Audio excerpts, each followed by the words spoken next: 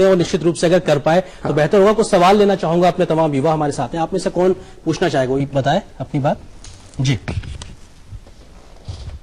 जी, मैं professor Sharma sir के बात को थोड़ा सा आगे बढ़ाना चाहूंगा। जैसे आप लोगों ने कहा कि यहाँ रिसर्च करना है, वहाँ रिसर्च करना है, जैसे कुछ पॉइंट आप लोगों ने बताया, तो उसी तरह मैं ये कहना चाहता हूँ कि हमारे मुल्क में और भी ढेर सारी समस्याएं हैं। आजादी के इतने साल बाद भी हम लोगों ने अभी तक अपने गांव में पानी की समस्या और बिजली की समस्या से निजात नहीं पा पाए। लेकिन हम चांद पे जाते हैं, वहां से पत्थर मिलता है, उस पर रिसर्च करते हैं, सैकड़ों करोड़ रुपया वहां पर खर्च करते हैं हम।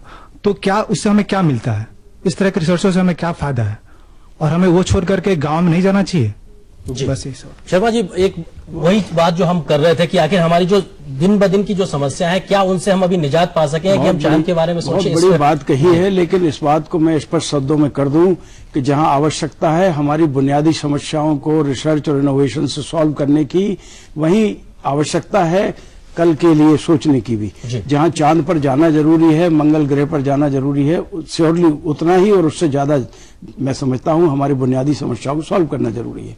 जरा सोचिए, मैं जब छोटा सा बच्चा था उस समय तो गांव में एनर्जी की समस्या नहीं थी और ना ही पानी की समस्या थी, बल्कि सबसे बेहतरीन पानी पीने का अगर देश में कहीं मिलता था तो गांव में मिलता था।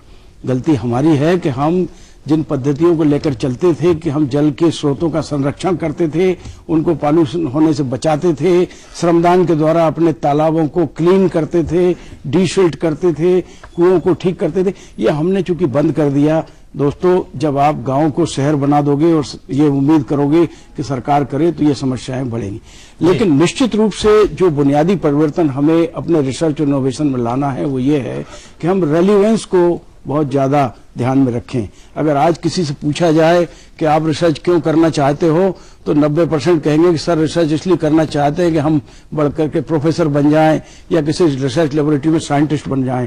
ऐसे कहने वाले लोग कम मिलते हैं जो कहें मैं रिसर्च इसलिए करना चाहता हूं कि मेरे देश की बुनियादी समस्या को मैं कम समय में सॉल्व करना चाहता हूं।